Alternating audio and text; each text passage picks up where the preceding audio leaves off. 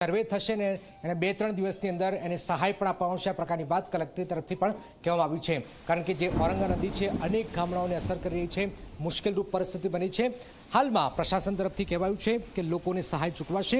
હાલમાં વલસાડ નદીમાં ડૂબી જતાં જ એક યુવાનનું મૃત્યુ થયું છે અને હાલમાં સર્વે પણ કરવામાં આવશે।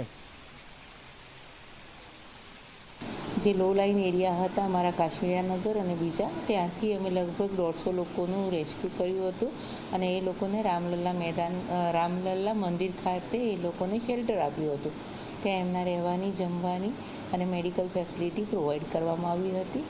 પરંતુ આજ સવારે વહેલી સવારથી લઈ ધરમપુર, કપરાડા અને ઉપરવાસનું પાણી ધીમું પડવાના કારણે ઓછું આવે છે। અત્યારની સ્થિતિ ઔરંગા નદીની ભયજનક નથી અને 3.5 મીટરની સપાટી ઔરંગા છે, જેના કારણે અત્યારે પૂરની પરિસ્થિતિ નથી। તો આ